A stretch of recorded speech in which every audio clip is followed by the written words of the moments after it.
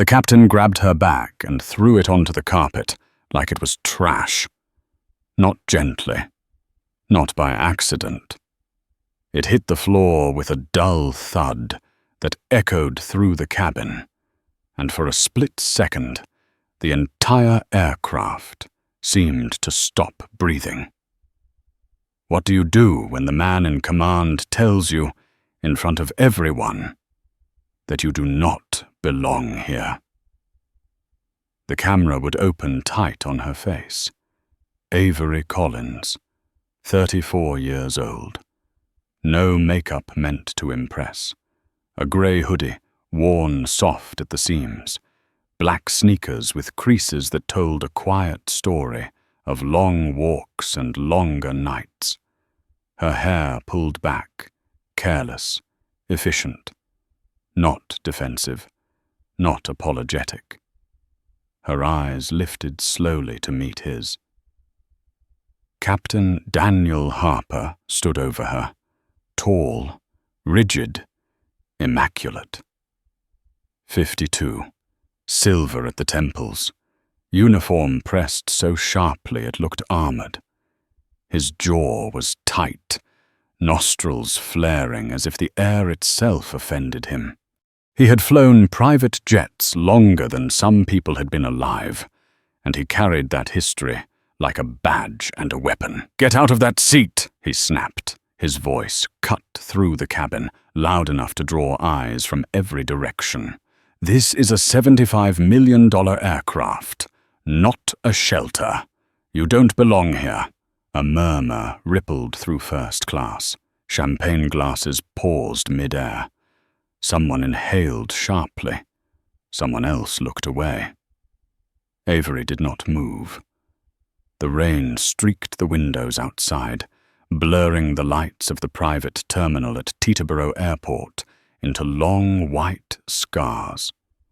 The jet bridge door was still open behind her, letting in a breath of cold night air that smelled faintly of asphalt and jet fuel. Inside, the cabin was warm. Leather seats, polished wood.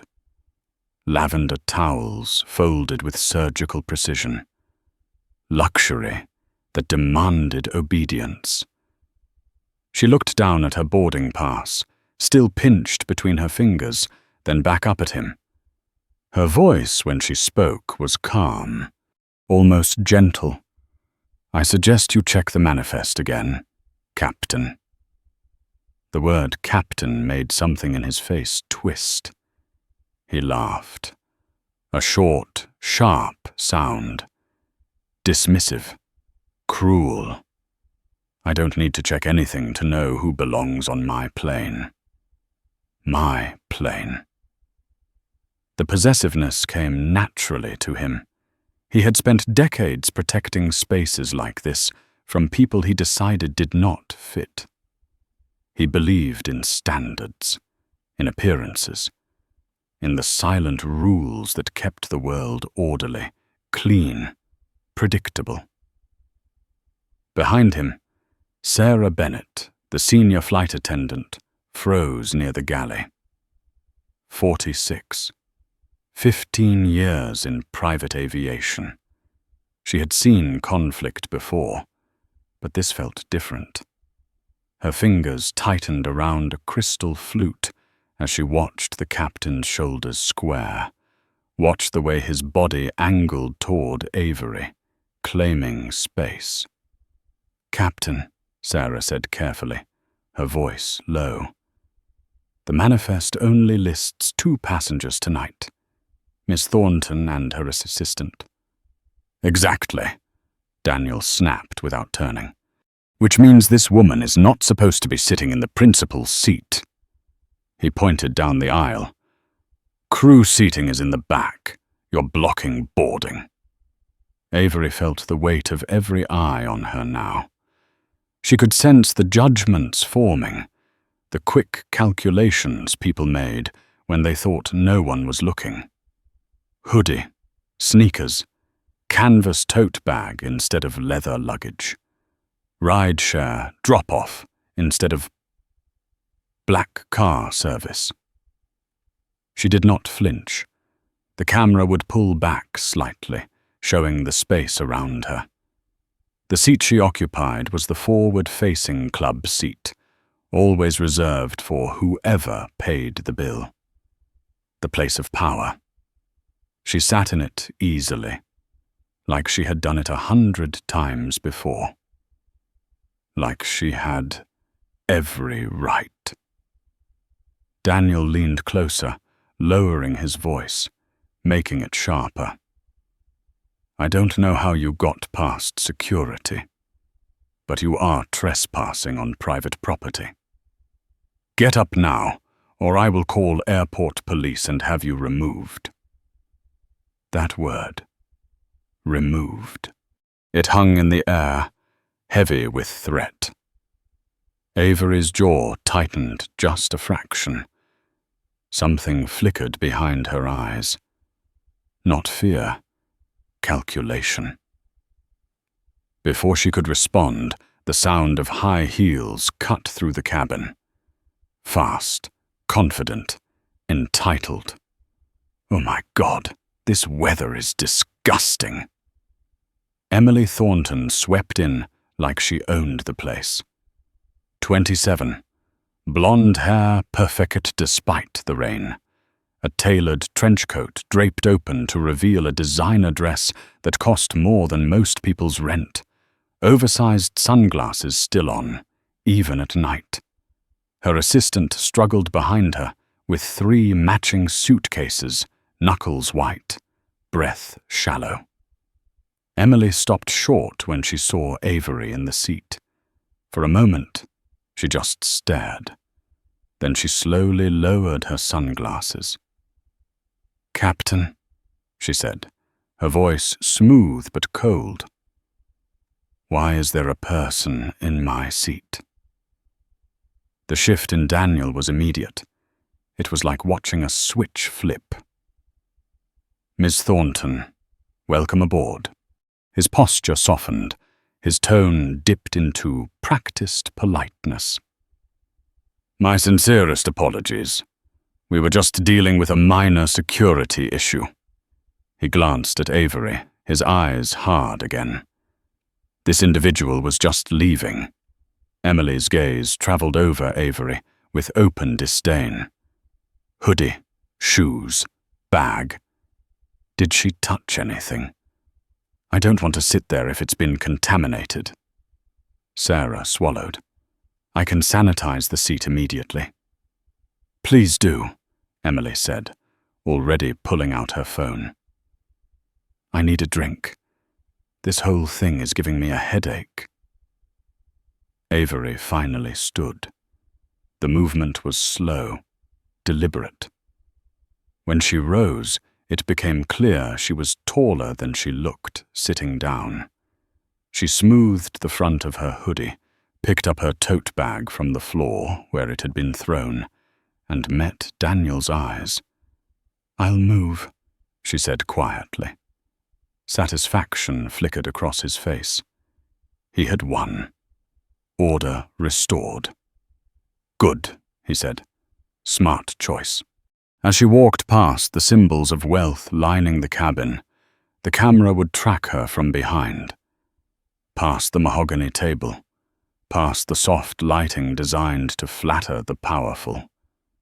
Past Emily, spraying sanitizer on the leather seat, like Avery had left a stain that needed erasing. At the back, the jump seat waited. A narrow, fold-down slab of metal and thin padding. Cold, exposed, designed to disappear behind a heavy curtain. Avery sat, knees almost touching the bulkhead. Engine noise louder here, air uneven. Out of sight, out of mind. Sarah approached, eyes wet. I'm so sorry, she whispered. I've never seen him treat anyone like that. Avery looked up at her. Her expression was unreadable, but her voice was steady. It's fine. Just do your job. Sarah hesitated, then nodded. Something about Avery's calm unsettled her. Behind the curtain, the cabin hummed back to life. Laughter, glass clinking, privilege resuming its rhythm. In the cockpit, Daniel settled into his seat, a small smile tugging at his lips. Crisis handled, plane protected. He had no idea that the woman he had just banished to the back of his aircraft was the new owner of everything he thought he controlled, and the night was only beginning. Daniel Harper had been waiting for this flight longer than anyone realized. 25 years of climbing, grinding, smiling at people he privately despised, memorizing their preferences, tolerating their arrogance, all for moments like this. The cockpit lights glowed soft blue as he ran his fingers across the controls, slow and reverent, the way a priest touched relics. This was not just an aircraft. This was proof. Proof that he had made it out. "Fuel load confirmed, Captain," said the SEO pilot, Mark Ellis. 36, sharp haircut, eager eyes, the kind of man who still believed hard work alone decided who deserved to be here. Daniel didn't look at him. "Wheels up in 40 minutes. Tonight's passenger is Emily Thornton." Mark's eyebrows lifted. "Thornton Media. The daughter." Daniel finally turned. Her father owns networks across 3 continents. Television, digital, print. People like him don't forgive mistakes, especially not embarrassment. Everything tonight needs to be perfect. "Understood, sir." Daniel leaned back in his seat, jaw tight. "I've been their preferred captain for 2 years. That didn't happen by accident. It happened because I protect standards. I don't let chaos board my plane." Outside the cockpit window, rain streaked down the glass. The private terminal lights shimmered. Then something caught his eye. A ride-share sedan pulling up to the tarmac. Daniel frowned. "That doesn't belong here." The back door opened. A woman stepped out into the rain. Hoodie, tote bag, no umbrella. She walked toward the stairs like she knew exactly where she was going. That was the moment something old and ugly stirred in Daniel's chest. People like that don't just wander into places like this, not without causing problems. He felt it then. The same tightening he used to feel as a kid in West Virginia when his mother came home smelling like someone else's laundry detergent, shoulders slumped, hands raw from cleaning houses she would never own. He remembered the way people looked through her instead of at her. "I will never be that invisible again," he had promised himself. And now here she was, walking into his world, uninvited. Back in the cabin, Emily Thornton lounged into her seat like gravity bent for her.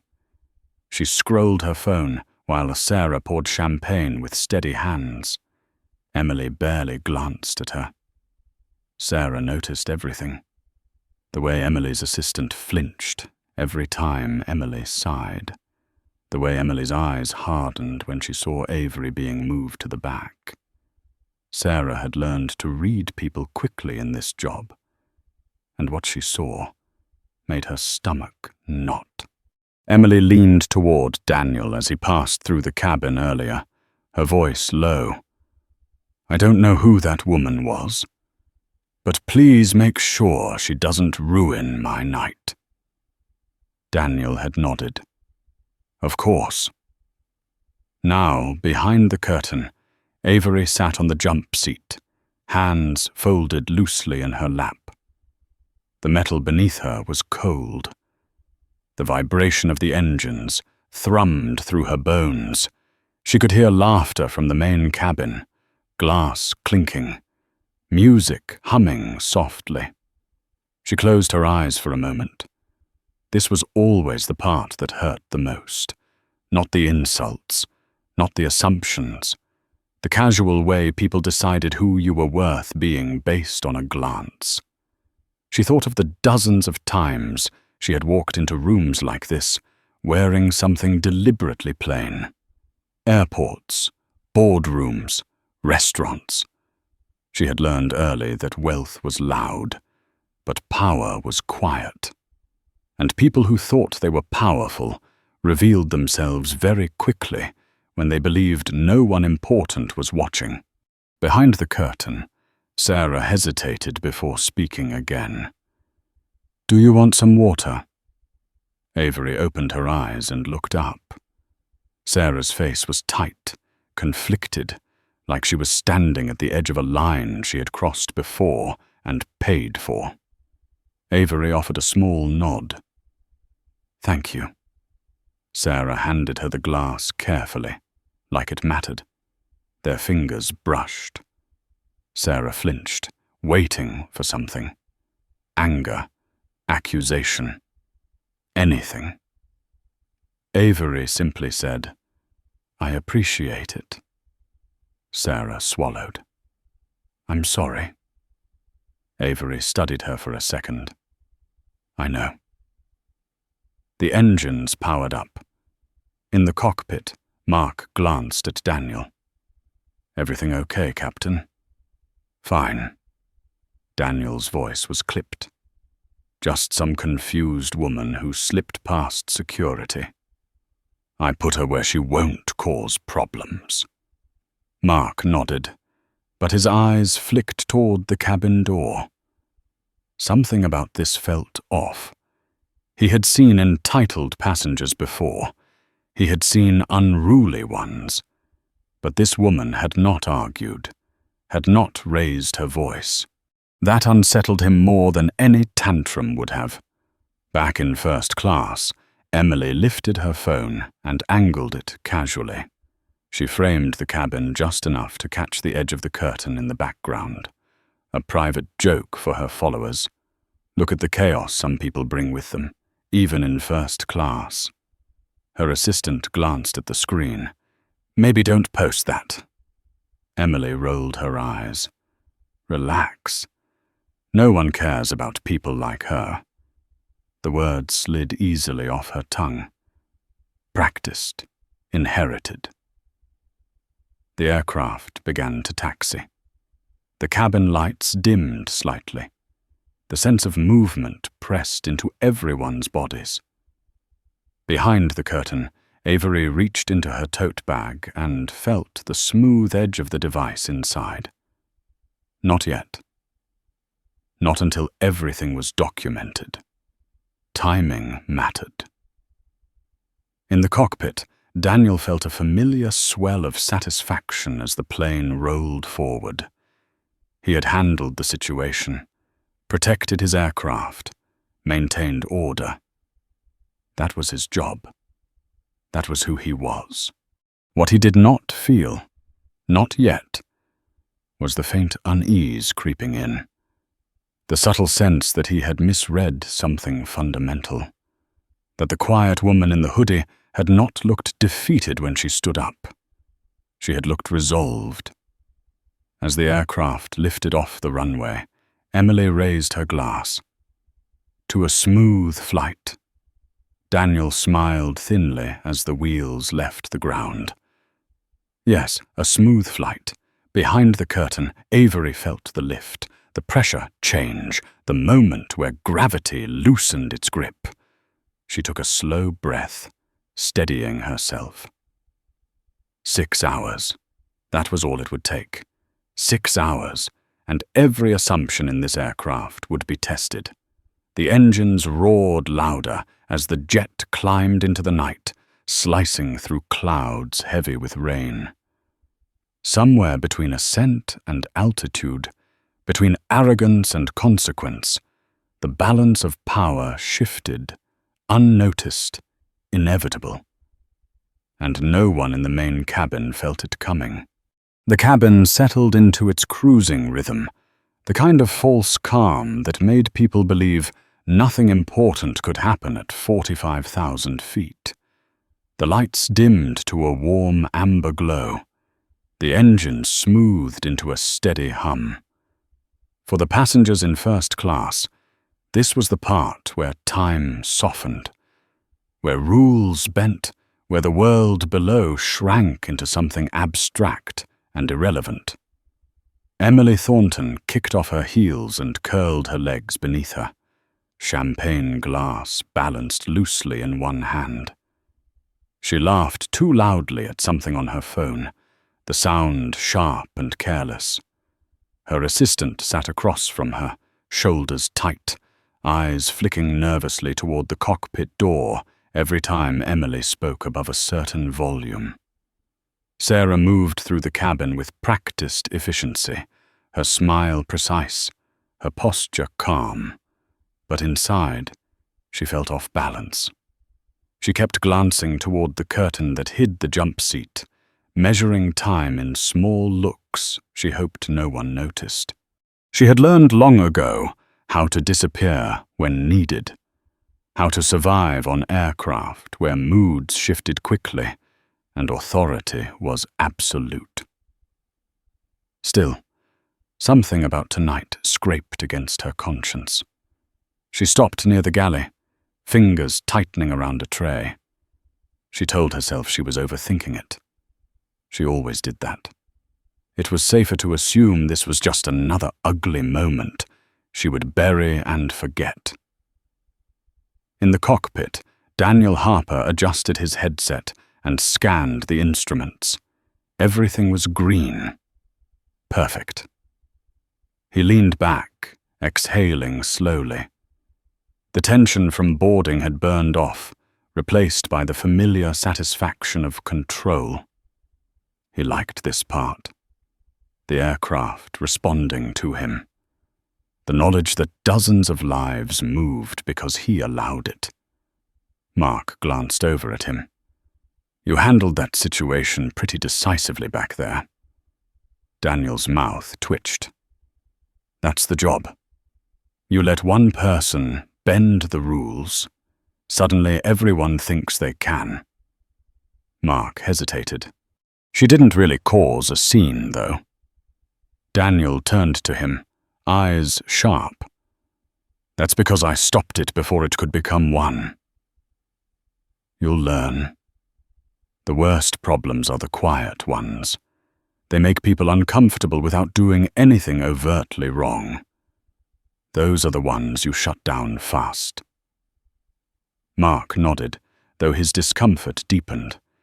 He thought of the woman's face. Calm. Watchful.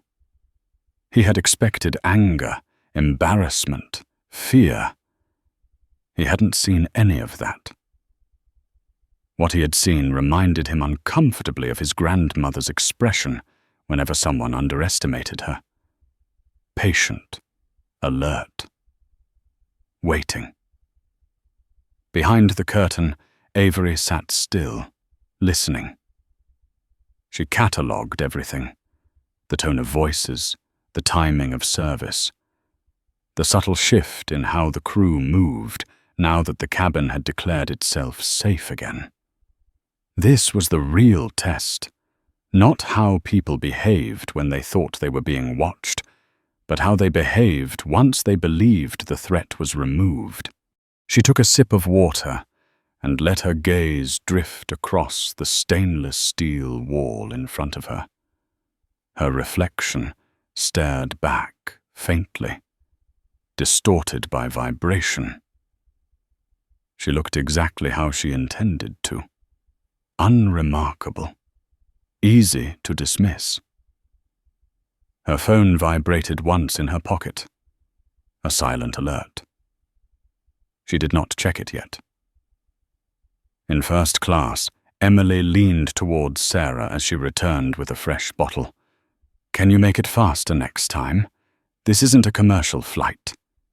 Sarah's smile tightened just a fraction. Of course. Emily smirked at her assistant. See? That's how you keep standards. Her assistant shifted uncomfortably. She had grown up sharing bedrooms, hand-me-down clothes, learned early how quickly money changed people. Watching Emily tonight made her feel something close to shame. Sarah poured the champagne carefully. Emily watched the bubbles rise, then glanced past her toward the curtain. Is she still back there? Sarah paused. Yes, ma'am. Good. Emily lifted her glass. I don't need that kind of energy near me. The word energy hung in the air, vague enough to sound reasonable, loaded enough to mean exactly what it meant.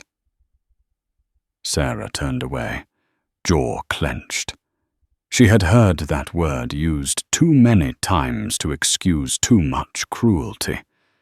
She passed the curtain again and slowed, just enough to catch Avery's eye. Avery looked up.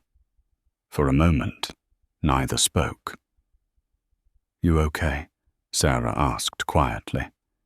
Avery nodded. I'm fine. The lie sat easily between them.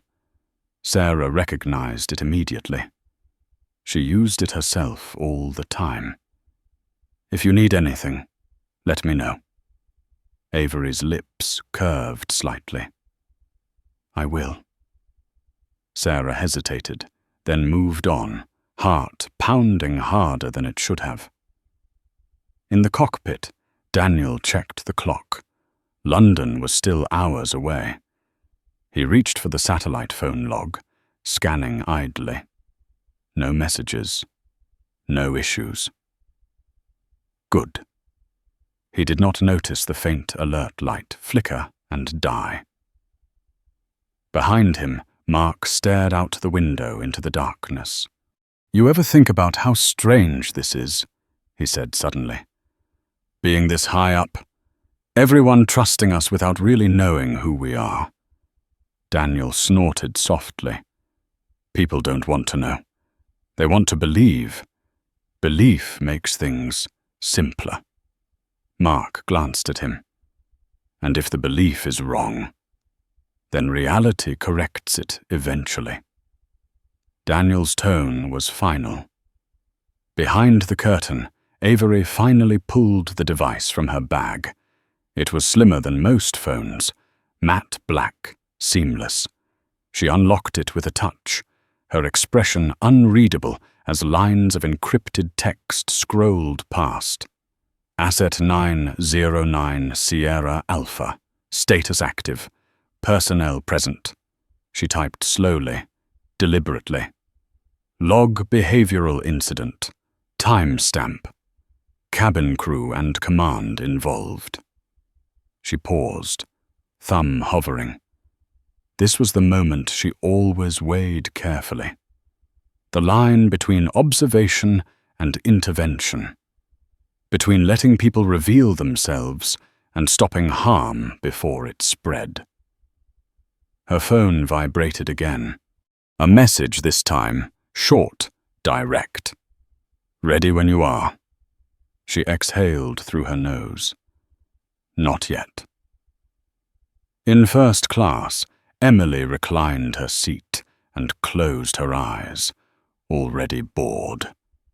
Her assistant stared at her own hands, wishing she were anywhere else. Sarah wiped down a counter that was already clean, trying to quiet the unease in her chest. In the cockpit, Daniel sipped his coffee and smiled faintly, convinced the night had proven him right. None of them noticed the shift in Avery's posture as she slid the device back into her bag, the way her shoulders squared, the way her gaze sharpened. The reveal would come, but not yet. First, she wanted to see how far they would go when they thought there were no consequences at all. The first crack appeared quietly, the way most real disasters do. Not with shouting or alarms, but with a small assumption spoken aloud and left unchallenged. Emily Thornton pressed the call button with an impatient flick of her finger. Sarah appeared seconds later. Emily didn't look at her at first. She stared at the empty champagne glass like it had personally disappointed her. "This is warm." She tilted the glass slightly, inspecting it. "I asked for it. Chilled." Sarah took the glass, her knuckles whitening just enough to betray her tension. "I'm sorry. I'll replace it right away." "You should already know better," Emily replied. "This isn't your first day." Sarah nodded, absorbing the blow the way she always did. She turned toward the galley, passing the curtain again. She felt Avery's presence before she saw her. A quiet gravity, pulling attention without asking for it. Behind the curtain, Avery listened. The words didn't sting anymore. They never did. What interested her was how quickly people revealed themselves when they believed they were untouchable. In the cockpit, Daniel leaned back, rolling his shoulders. He felt loose now, confident. The earlier tension had dissolved into certainty. He glanced at the altitude readout, then at the clock. Plenty of time. Mark shifted in his seat. "Captain, can I ask you something?" Daniel didn't look at him. "Make it quick. Why didn't you check the manifest back there? Just to be sure." The question landed heavier than Mark intended. Daniel's jaw tightened. "Because I didn't need to." He finally turned. "You think I can't tell who belongs in this cabin?" Mark hesitated. "I'm just saying, sometimes the system updates late. People get added last minute." Daniel's voice dropped. "You're new enough to still believe rules protect you." "They don't. Judgment does. Experience does. You'll learn to trust it." Mark nodded, but the knot in his stomach tightened. He thought again of the woman's eyes. Calm. Measuring, not the eyes of someone who had wandered in by mistake. In the cabin, Emily's assistant leaned closer to her. "Maybe you should just let it go. We're in the air now." Emily shot her a look. "Let what go?" "The whole thing earlier." Emily scoffed. "Please. If people like that aren't corrected, they start thinking they're entitled. It's basic boundaries." She lifted her phone again, scrolling. The earlier post had already collected reactions, laughing emojis, comments agreeing. Validation felt good. It always did. Sarah returned with a fresh glass, colder this time. Emily took a sip, then nodded once. "Better." Sarah forced a smile and stepped away. Her chest felt tight. She glanced back at the curtain again, then finally stopped. She pulled it aside just enough to slip through. Avery looked up. Sarah lowered her voice. "I shouldn't be doing this." Avery waited. "I just wanted you to know," Sarah continued. "I saw your boarding pass earlier when you dropped it. Your name was on it." Avery's gaze sharpened, just a touch. "And you didn't say anything." Sarah swallowed. "I've seen what happens when people do." She looked down. "I'm sorry." Avery studied her for a long moment. Not with anger, with curiosity. "Thank you for telling me," Avery said quietly. Sarah nodded, relief and fear tangling in her chest. She stepped back through the curtain, heart pounding. In the cockpit, a chime sounded. The satellite phone indicator blinked. Daniel frowned. That's unusual. Mark leaned forward. Priority line. Daniel hesitated, irritation flickering. He hated interruptions. He reached for the handset anyway. Harper. Captain Harper, this is operations? Daniel straightened slightly. Go ahead. We need to confirm the manifest for tonight's flight. Daniel's annoyance flared. It was already confirmed. There was a pause on the other end. Captain, we're showing a late edition. Avery Collins. Daniel's stomach tightened. That's not correct. Sir, she was added an hour before departure, cleared at executive level. Silence filled the cockpit. The engines hummed steadily, indifferent. That's impossible, Daniel said. She's in crew seating. Another pause, longer this time. Captain, she is listed as a principal passenger. Mark's eyes widened. Daniel felt a cold pressure bloom in his chest. He gripped the handset harder. You're mistaken. No, sir. The voice was careful now. We are not. Daniel hung up without another word. The cockpit felt smaller suddenly. The instruments blurred at the edges. He replayed the boarding scene in his mind. The hoodie, the tote bag, the calm voice suggesting he check the manifest again. Mark stared at him. Captain. Daniel swallowed. Say nothing. Behind the curtain, Avery's phone vibrated again. This time, she answered. Proceed. In the cabin, Emily laughed at something on her screen, oblivious.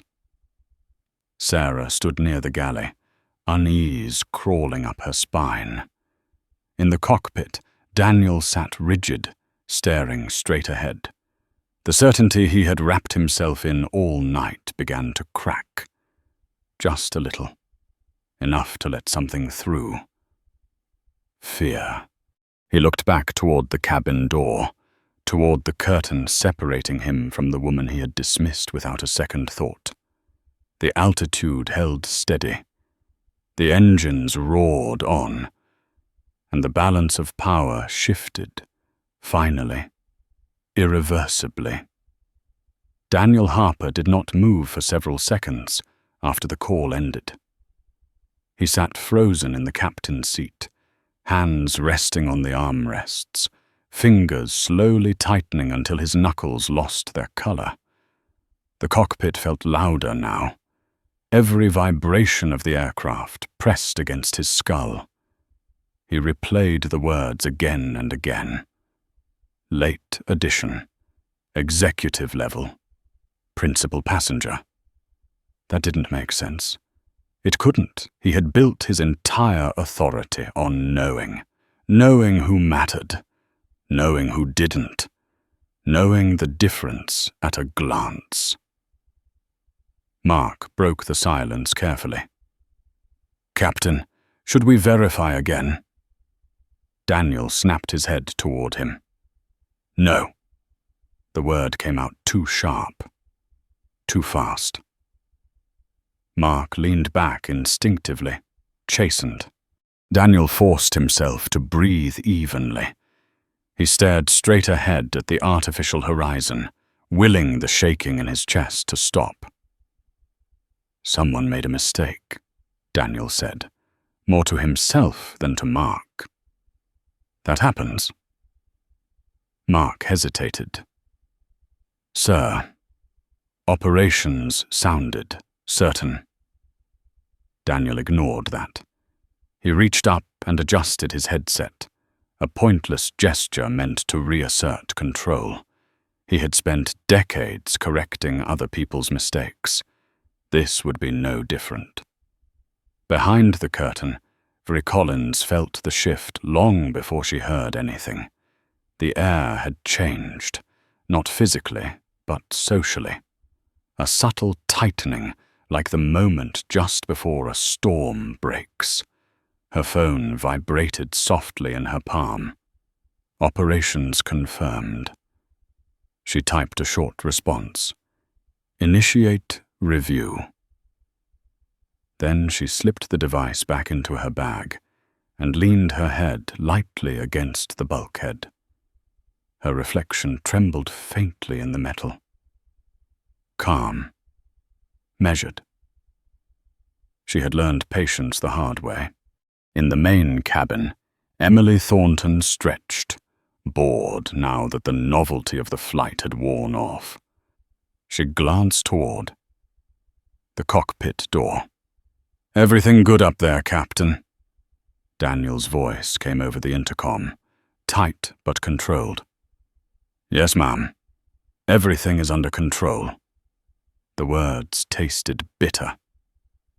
Sarah, standing near the galley, felt her pulse quicken. She had heard that tone before. Not often. It meant something was wrong, even if no one admitted it yet.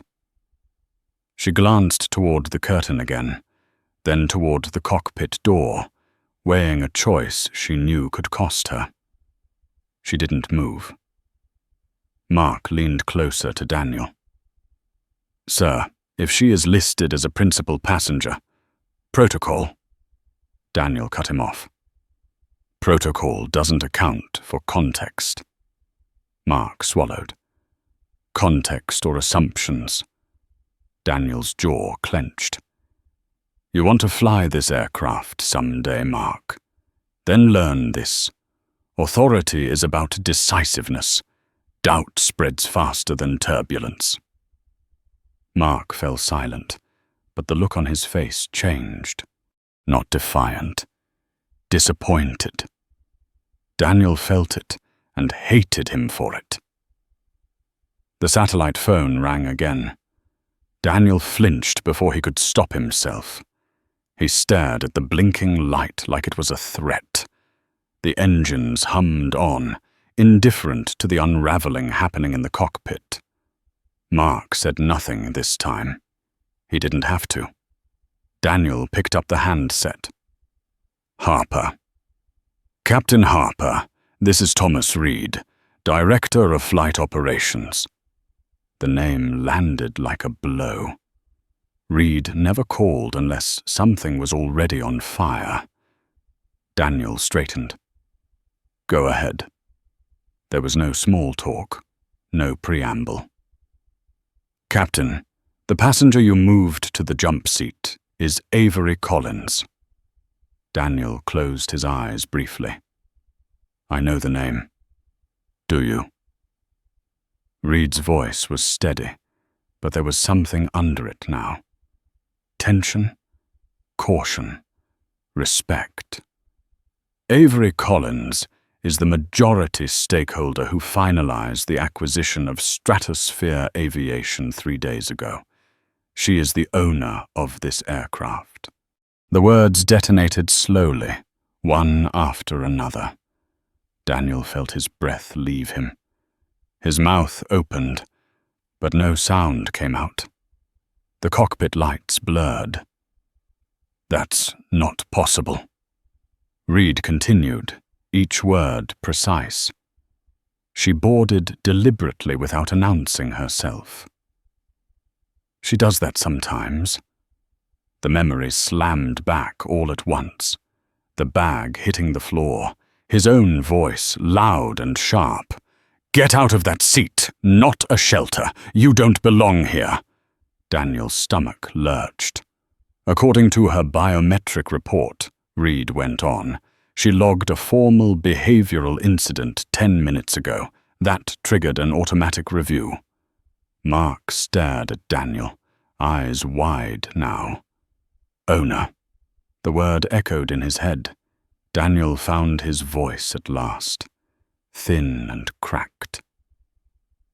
"Where is she now?" There was a pause. "She is seated in the jump seat." "Where you directed her." Silence filled the cockpit. Not the comfortable silence of cruising altitude, but a suffocating one. "Captain Harper," Reed said carefully. "Ms. Collins has not issued further instructions yet." "Yet." Daniel swallowed hard. "What do I do?" Reed did not hesitate. "You should start by apologizing. Immediately."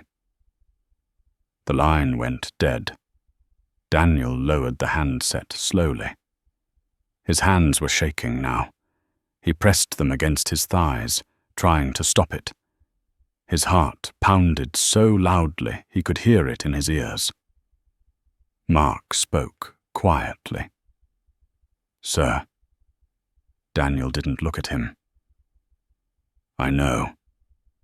He stared at the cockpit door. Beyond it, the cabin. Beyond the cabin, the curtain.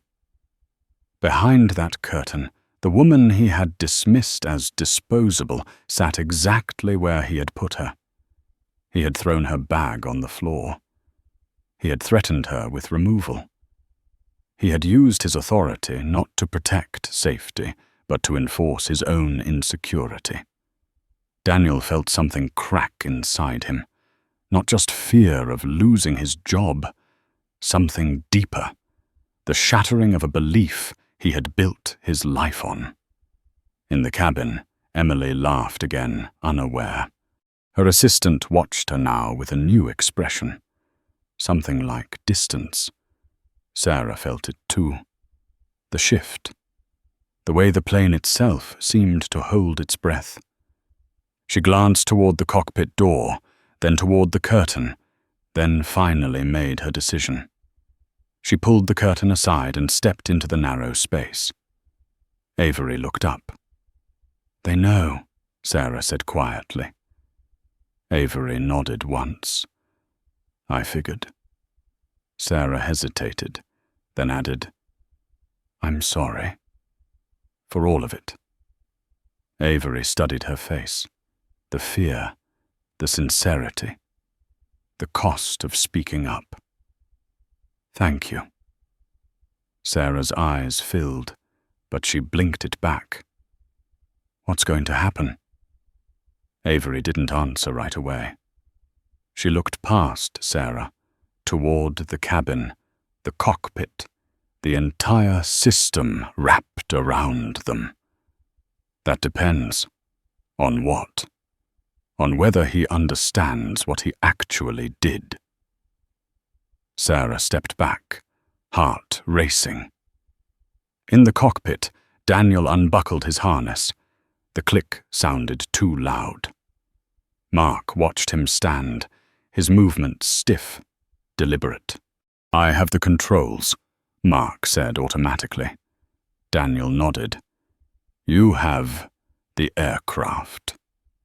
As he stepped toward the door, his uniform felt heavier than it ever had before. Not armor now. A costume. A reminder of everything he had used to hide from himself. He paused with his hand on the door. For the first time in decades, Daniel Harper was afraid of what waited on the other side. But he opened it anyway. The cabin lights glowed softly. Emily lounged in her seat, scrolling. Sarah stood near the galley, tense. And beyond the curtain, unseen but unmistakable, sat the woman who had just turned his world upside down. Daniel took one step forward, and the real reckoning began. Daniel Harper stopped at the edge of the curtain like it was a physical barrier instead of fabric. His mouth was dry. The words he had rehearsed in the 5 steps from the cockpit evaporated as soon as he heard the muffled hum of the engines from this side of the aircraft. This space felt different, smaller, more exposed. Sarah stood a few feet away, pretending to straighten a counter that was already spotless. She did not look at him, but she felt his presence like static in the air. Daniel reached out and pulled the curtain aside. Avery Collins sat exactly where he had left her, back straight, hands resting calmly on her tote bag, knees close to the bulkhead. The jump seat looked as uncomfortable as it was meant to be. She looked up when the curtain moved, her expression unreadable, eyes steady and dark. For a moment, neither of them spoke. Daniel felt the imbalance immediately. In the cockpit, his voice carried weight without effort. Here, it felt fragile, almost intrusive. He cleared his throat once, then again. Ms. Collins. Her eyebrow lifted slightly. Not in surprise, in acknowledgement. I need to speak with you, Daniel said. His voice sounded wrong to his own ears. Thinner, less certain. You're speaking, Avery replied calmly. The words landed harder than any raised voice could have. Sarah felt her breath catch from where she stood. Daniel swallowed. He glanced at the narrow seat, the metal frame, the thin padding. He remembered how easily he had pointed to it, how final it had felt in that moment. I just received a call from operations, he said. They informed me of your position. Avery waited. I was unaware of the change in ownership, Daniel continued, the formality clinging to him like a life raft. If I had known, Avery interrupted him gently. If you had known who I was. The sentence cut cleanly through the air. Daniel froze. His instinct was to deny it, to reframe, to soften. But something in her gaze stopped him. She wasn't angry. She wasn't gloating. She was watching him decide who he was going to be next. Yes, he said finally. If I had known who you were. Avery nodded once. That's what I thought. Silence stretched between them. The aircraft hummed on, indifferent. Somewhere in the cabin, Emily laughed again, the sound sharp and oblivious. Daniel felt heat rise in his face. I want to apologize for my behavior. I should have checked the manifest. I should not have spoken to you the way I did. Avery tilted her head slightly. Which part? Daniel blinked. I'm sorry. Which part are you apologizing for, Captain Harper? The title sounded deliberate now. Precise. Daniel's mouth opened, then closed. His pulse hammered in his throat. He realized with a sick clarity that he had not prepared for this. He had prepared to save himself, not to answer honestly. The way I spoke to you, he said at last. The assumptions I made. Avery's voice remained calm. Are you apologizing for throwing my bag on the floor? Daniel's jaw tightened. Yes. For threatening to have me removed from the aircraft? Yes. For forcing me into a crew seat behind a curtain so another passenger wouldn't have to look at me? He hesitated. Yes. Avery leaned back slightly, studying him. Or are you apologizing because I turned out to be someone important? The question landed with surgical precision. Daniel felt something inside him give way. He looked down at his hands. They were trembling now, beyond his control. He clenched them into fists, then forced them open. If you had been anyone else, he said quietly, his voice breaking despite himself, I would not be standing here right now. Avery's gaze softened, just a fraction. Not in forgiveness, in recognition. That's the truth, she said. Sarah felt tears sting her eyes. She turned away, pretending to check something in the galley, but she heard everything. Daniel took a step back, the narrow space amplifying the movement. I've been flying for over 2 decades, he said. I've never had a serious complaint. I believed I was protecting standards. Avery's expression hardened. Standards for whom? Daniel closed his eyes briefly. For people who looked like they belonged. When he opened them again, he looked smaller, older. I grew up poor, he said suddenly, the words spilling out before he could stop them. Trailer park, coal country. My mother cleaned houses for people who wouldn't learn her name. I swore I would never be seen as disposable. Avery listened. She did not interrupt. Somewhere along the way, Daniel continued. I started confusing dignity with control. I thought if I could decide who belonged, I would never be on the outside again. Avery's voice was quiet.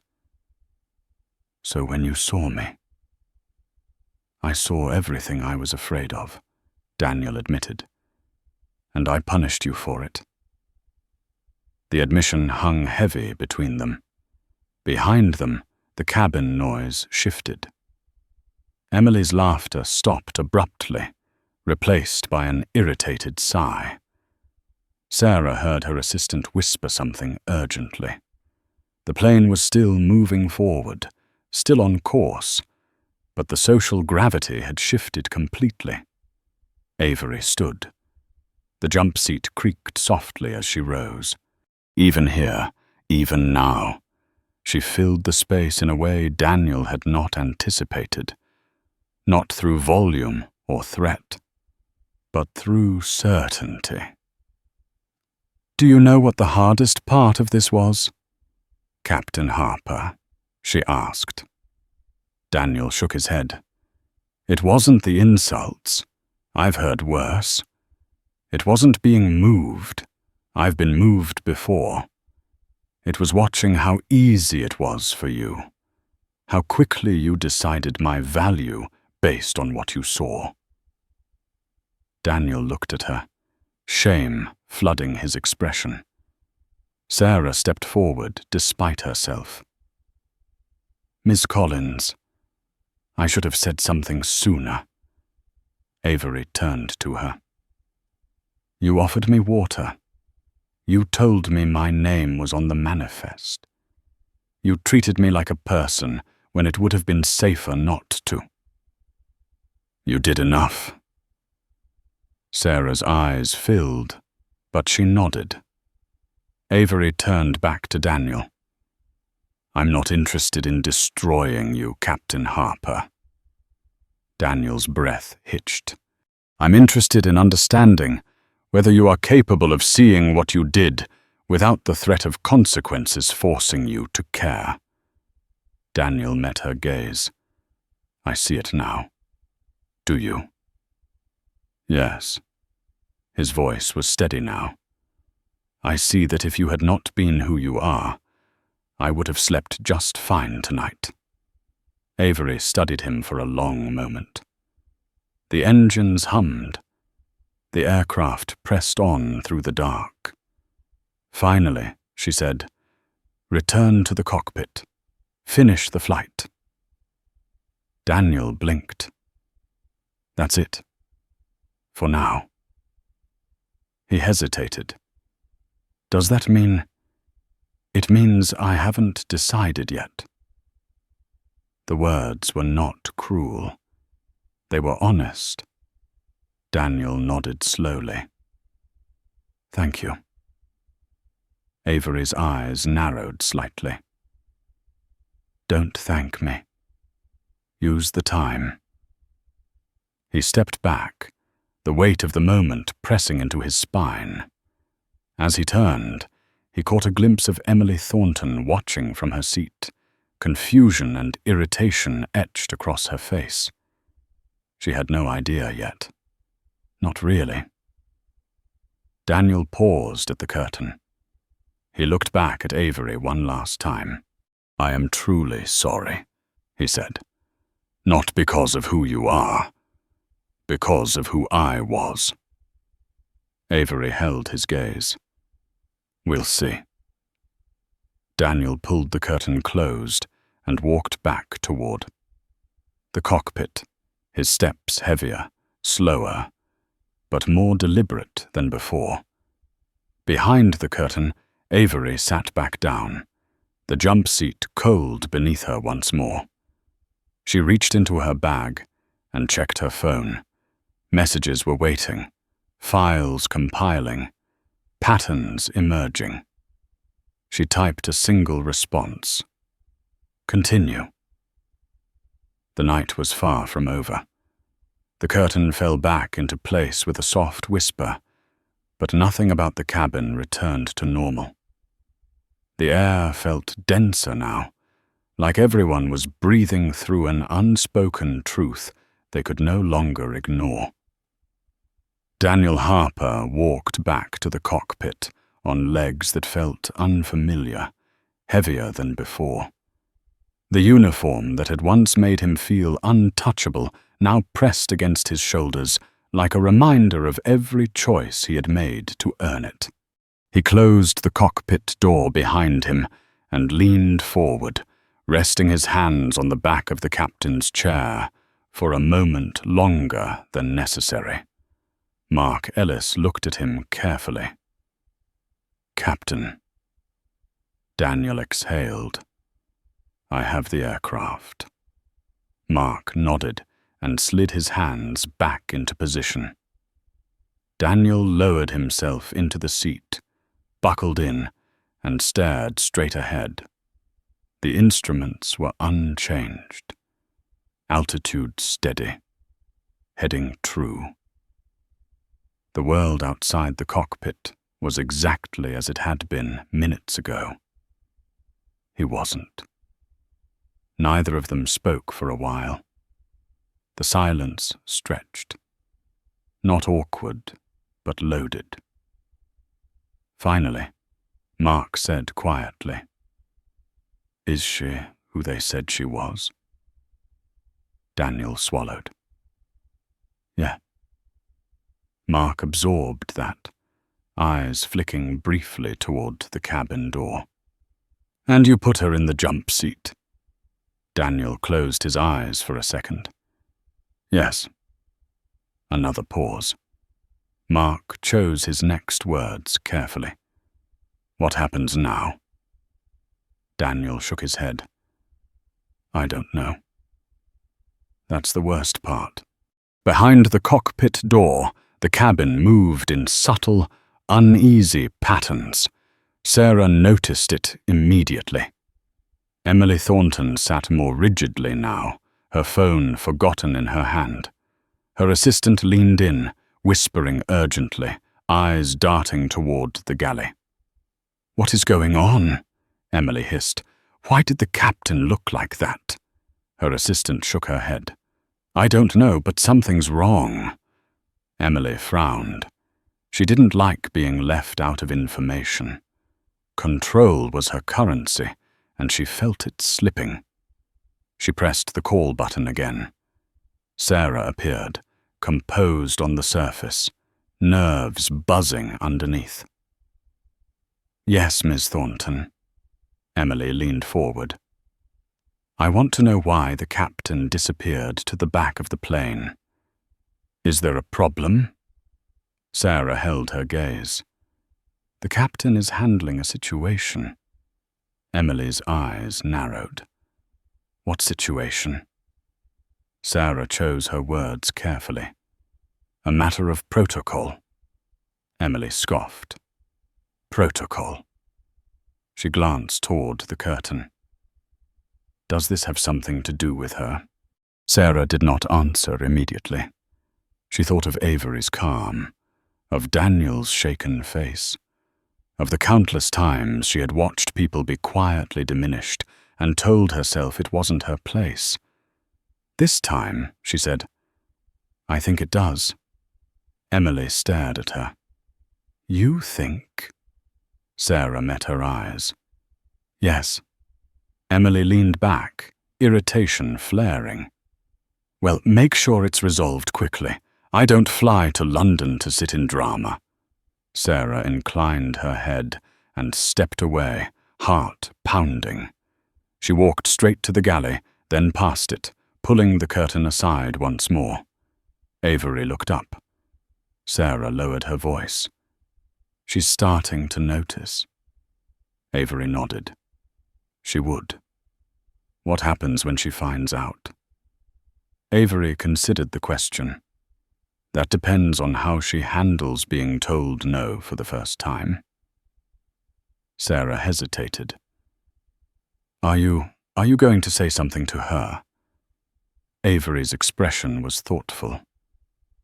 Not yet. Sarah nodded slowly. If you need anything. Avery gave a faint smile. I know where to find you.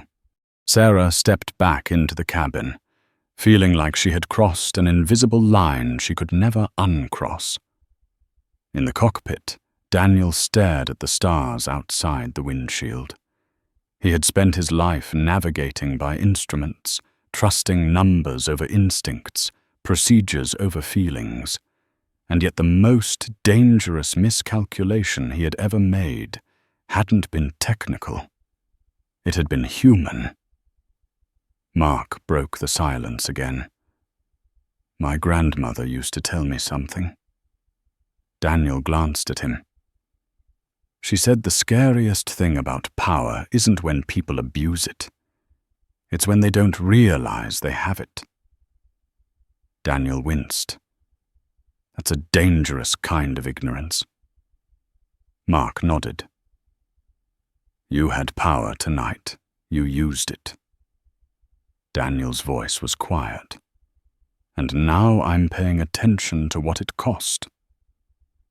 Behind the curtain, Avery's phone vibrated again. She checked it this time. A stream of information flowed in. Passenger history, crew complaints, patterns of behavior flagged but never addressed. 17 incidents over 2 decades. She exhaled slowly. In the cabin, Emily stood abruptly. I'm going to the restroom. Her assistant looked up. Emily! Emily waved her off and walked toward the back, heels clicking sharply against the floor. She stopped short when she reached the curtain. She hesitated. Something about that fabric now felt significant, like a boundary she hadn't expected. She pulled it aside. Avery sat there, composed, hands folded, eyes lifting to meet hers. Emily's first instinct was irritation. Her second was confusion. Her third, fear. Why are you still back here? Emily demanded. Avery looked at her evenly. Because I was told to sit here, Emily scoffed, by the captain. Yes. Emily crossed her arms. Well, he won't keep you here much longer. I don't like distractions on my flights.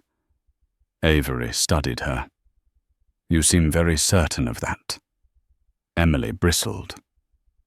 Do you know who my father is? Avery nodded. I do. Emily faltered for just a fraction of a second. Good. Then you understand. Avery's voice was calm. I understand exactly what you think that means. Emily felt a flicker of unease. And what's that supposed to mean? It means you're used to people moving when you speak, Avery said. You're used to doors opening, seats being cleared. People being removed so you can be comfortable. Emily flushed. That's not... It is, Avery interrupted gently. And tonight it won't work. Emily laughed, sharp and brittle. You don't get to talk to me like that. Avery met her gaze without blinking. I do. Emily's voice rose. Who do you think you are? Avery stood. The jump seat creaked as she rose to her full height. The space felt suddenly smaller, charged. My name is Avery Collins, she said, and we'll be having a very different conversation soon. Emily stared at her, something cold sliding down her spine. You're bluffing? Avery smiled faintly. You'll see. Emily stepped back, anger warring with uncertainty. She dropped the curtain and walked away, her steps no longer as confident as before. Behind her, Avery sat back down, pulse steady. The flight continued through the night, steady and smooth. But beneath the hum of engines and the illusion of luxury, something irreversible had begun. By the time the sun rose, none of them would be the same. Emily Thornton did not sleep for the rest of the flight. She reclined her seat, closed her eyes, opened them again, checked her phone, even though there was nothing new to see.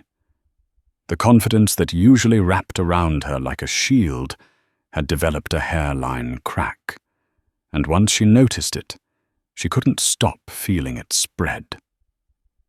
She kept replaying the woman's voice in her head. Calm, certain, not impressed. That was new.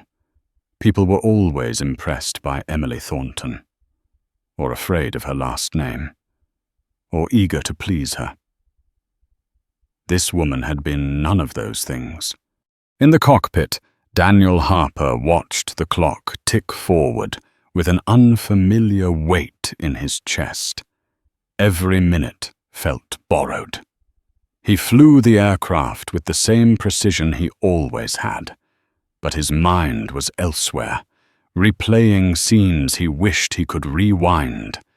He saw his hand tossing the bag, heard his own voice sneering, felt the ease with which he had exercised power without question. Mark Ellis noticed the change.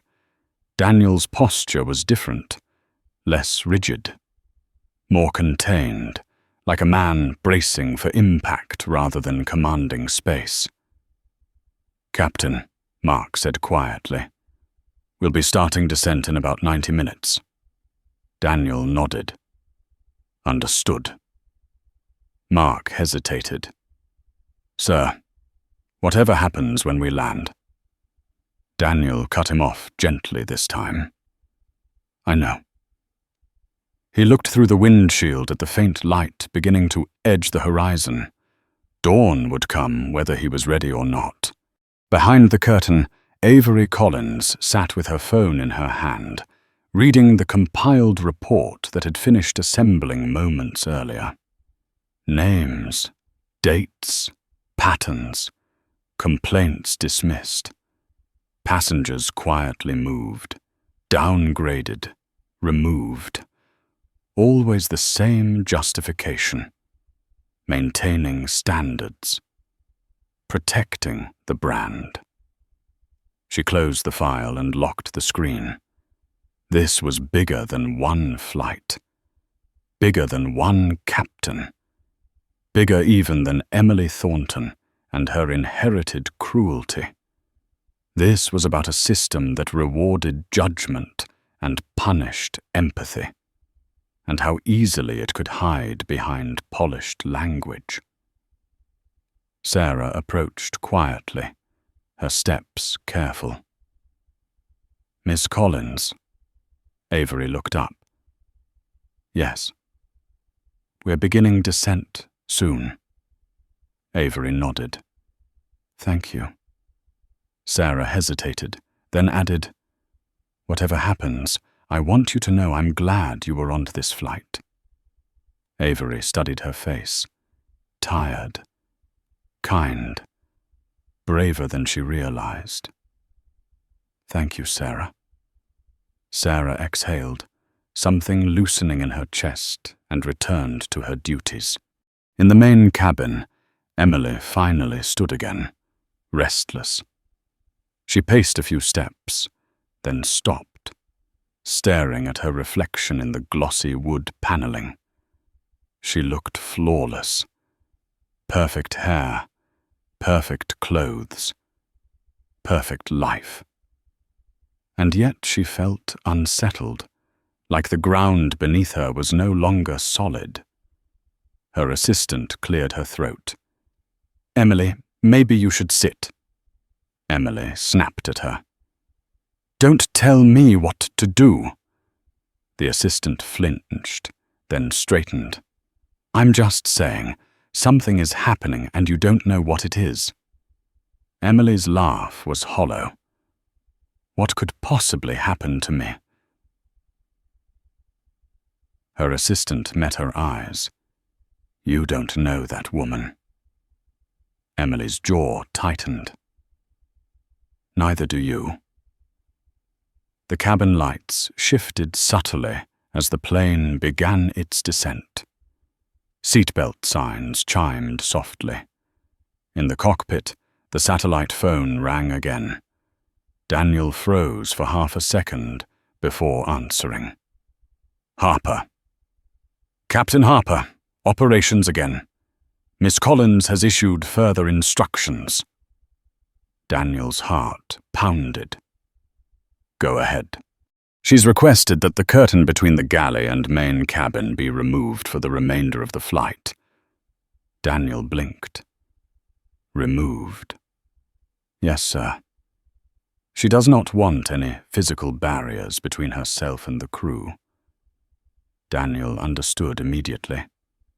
No hiding, no separation, no pretending nothing had happened. "Understood," he said. "There's more," the voice added. "She has also requested that you personally serve the dessert course at 10:45 London time." Daniel closed his eyes. "Me?" "Yes, Captain. That is what she requested." The line went dead. Mark stared at him. "She wants you to serve her." Daniel nodded slowly. "It's a test." Mark hesitated. "Can you do it?" Daniel straightened his shoulders. "I have to." Sarah received the instruction moments later. Her eyes widened when she read it, then flicked instinctively toward Avery. Avery met her gaze and nodded once.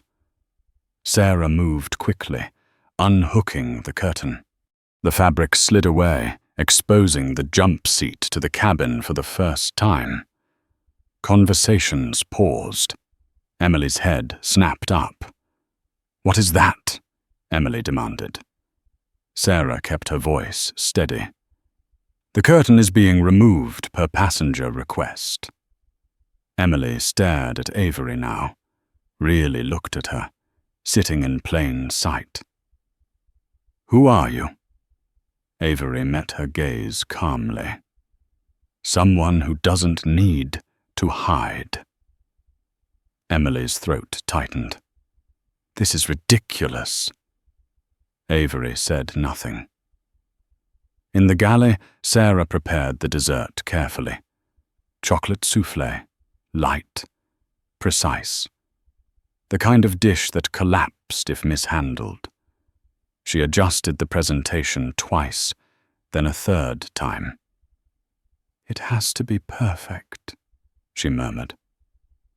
Daniel stood beside her, sleeves rolled up slightly, hands shaking. He had flown through storms, emergencies, mechanical failures. None of that compared to the fear curling in his stomach now.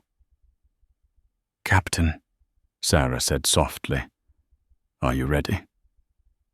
"No," he admitted, "but I'm going anyway." He took the tray from her. It felt heavier than it should have.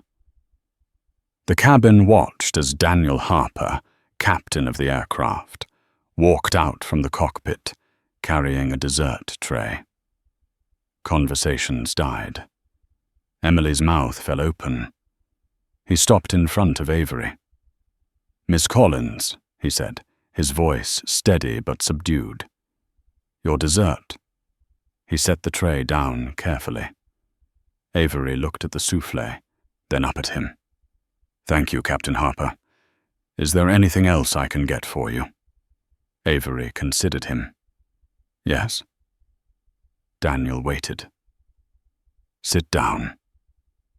The request rippled through the cabin like a shock wave. Daniel blinked. "Sit." "Yes." Avery gestured to the seat across from her. Emily's breath caught. Captains did not sit with passengers. Not like this. Daniel hesitated for a fraction of a second, then sat. The plane continued its descent. The cabin held its breath. Avery picked up her spoon and took a bite of the souffle.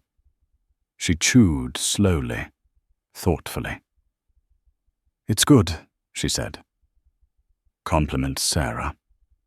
"I will." Avery set the spoon down. "Tell me something, Captain Harper." Daniel met her eyes. "Yes." "Who were you trying to be tonight?" The question landed softly and shattered everything. Daniel Harper stared at the small table between them like it might offer an answer if he looked hard enough.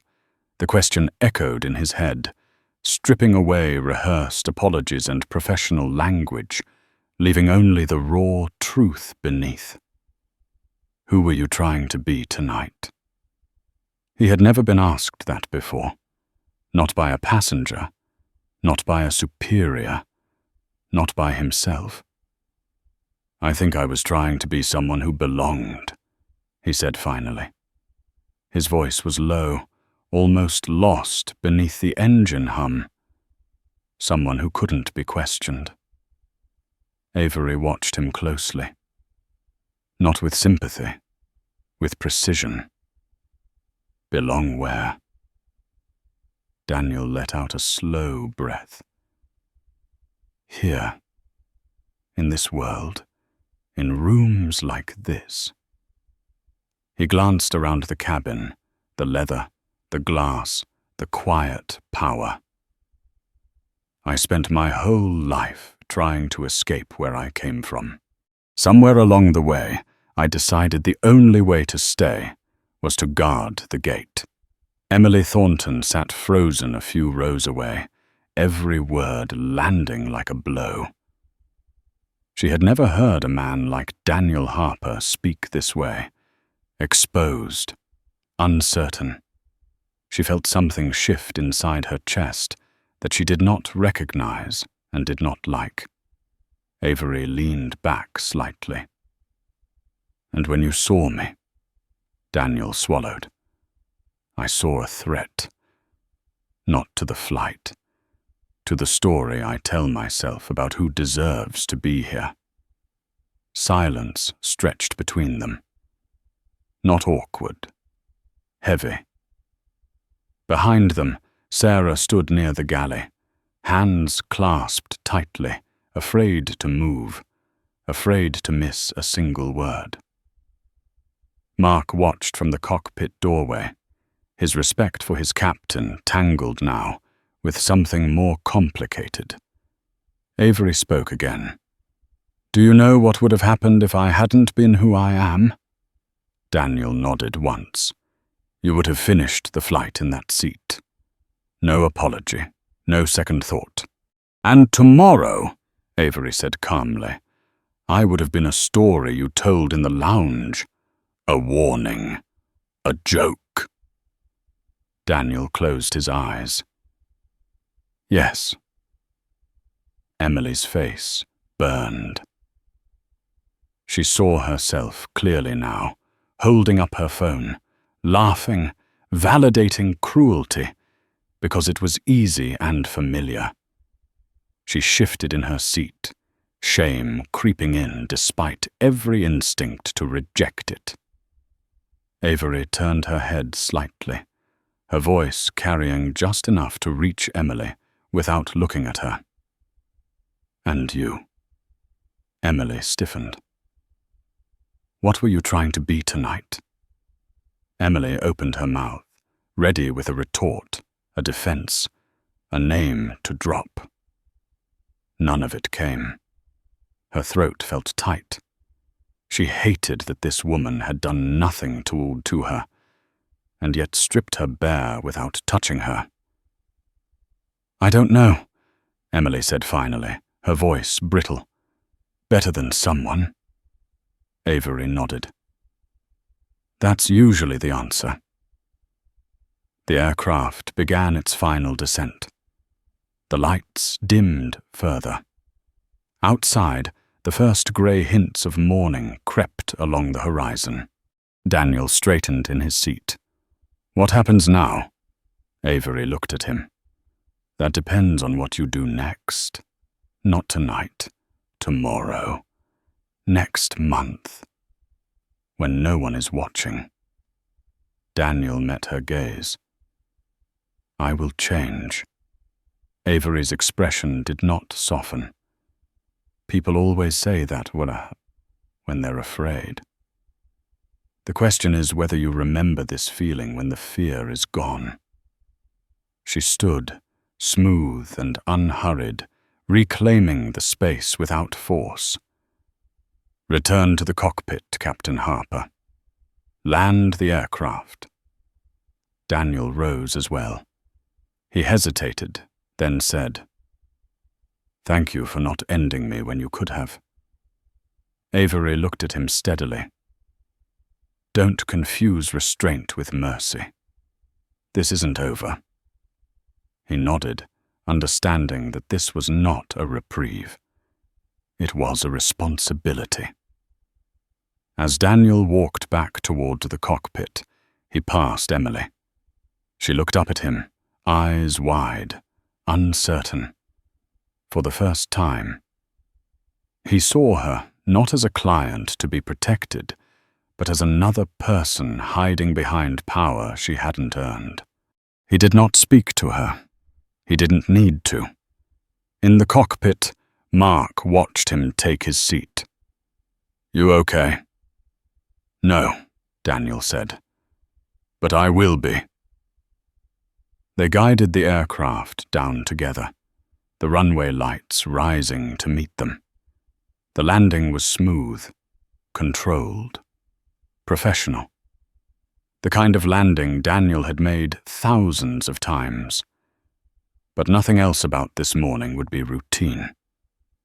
As the wheels touched down, Emily's phone buzzed. A message from her father. "Call me immediately." She stared at the screen, dread blooming. She had never been summoned like this before. Sarah felt tears prick her eyes as the plane taxied. She didn't wipe them away.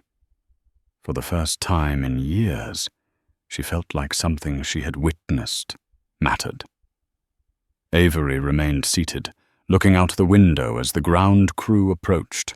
She checked her phone once more. Reports already circulating. Whispers on internal channels. This would not stay contained. Good, she thought. When the seatbelt sign chimed off, Daniel stood first, as instructed.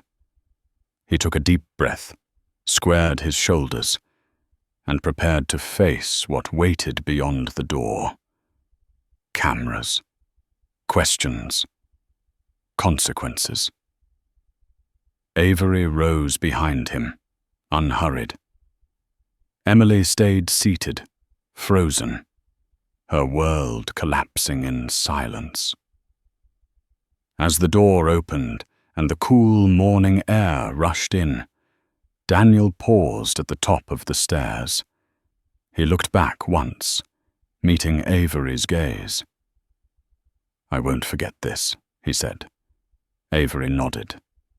"Make sure you don't." He stepped forward into the light, the noise, the truth. Behind him, Avery followed, her face calm, her presence undeniable. The story was no longer contained within the cabin. It was about to belong to everyone. The morning air at London Luton cut sharp and clean as the aircraft door opened, carrying with it the sound Daniel Harper had dreaded since the moment he left the cockpit. Cameras, shouting voices, the mechanical whir of lenses locking into focus. The quiet flight was over. The story had found oxygen. Daniel stepped out first, exactly as instructed.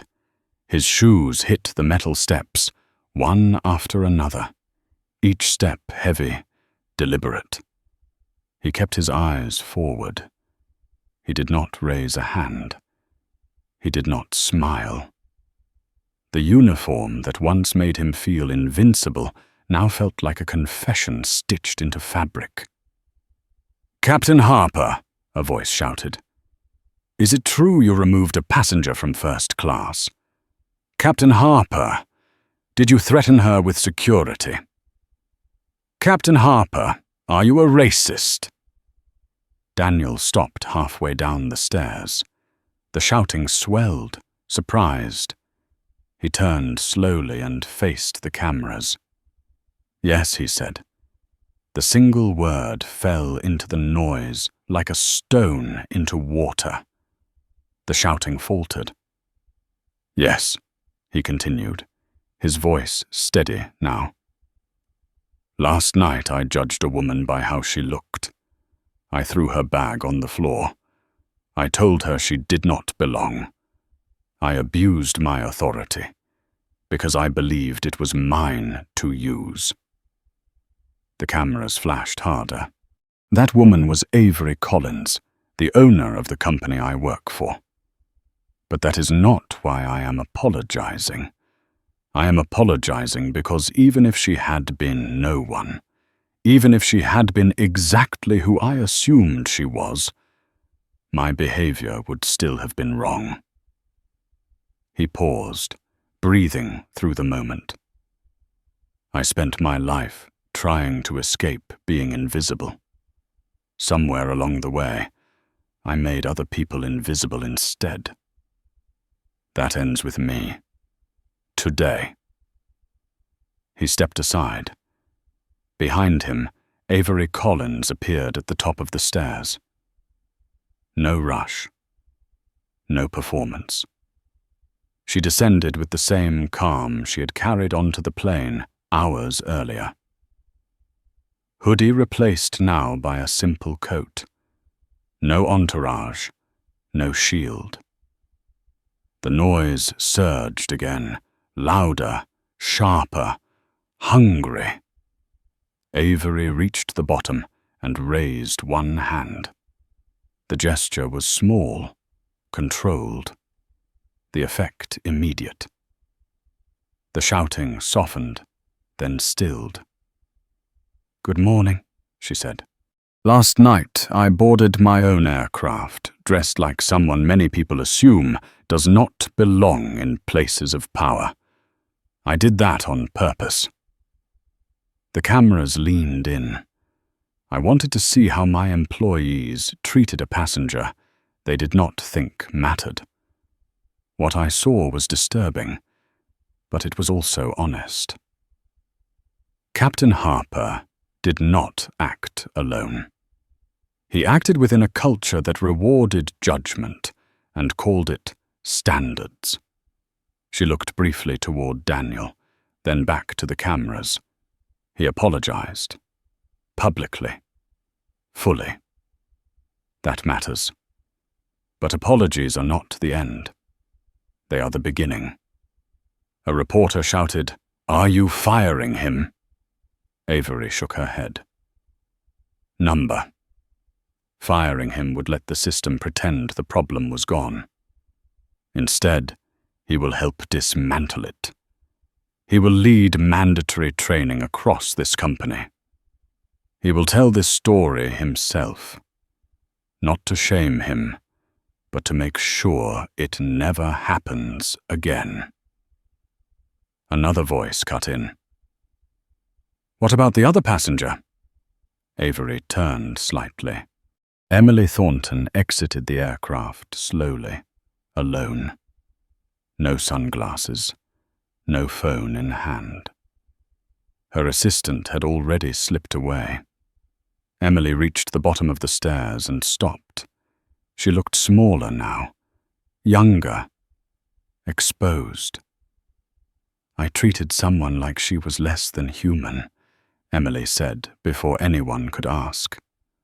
"I did it because I thought my name protected me. It doesn't.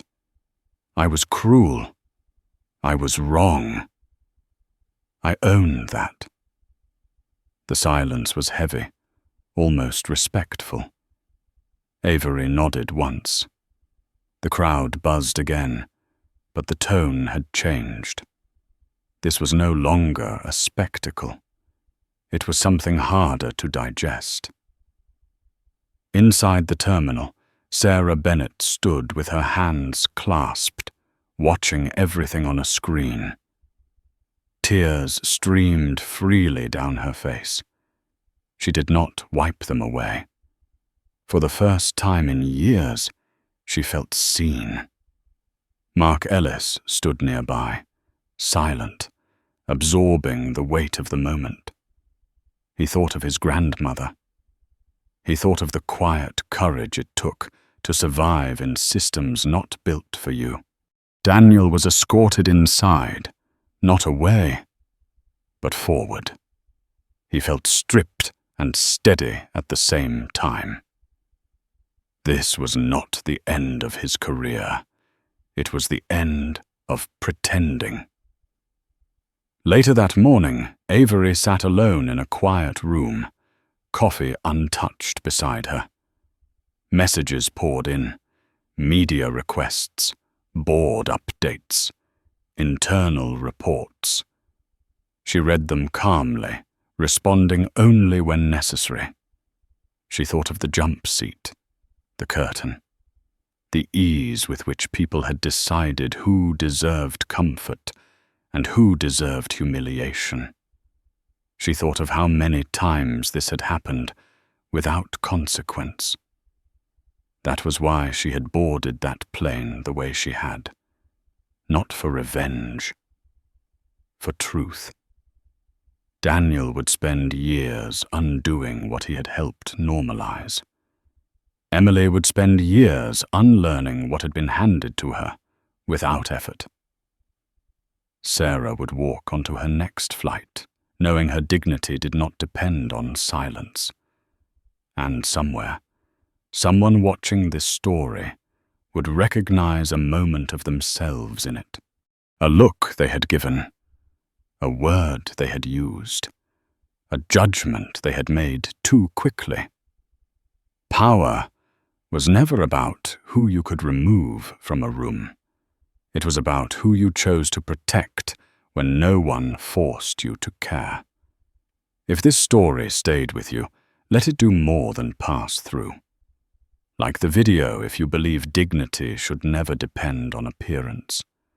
Subscribe if you want more stories that challenge power and expose truth. And in the comments, write these 3 words. Do better today.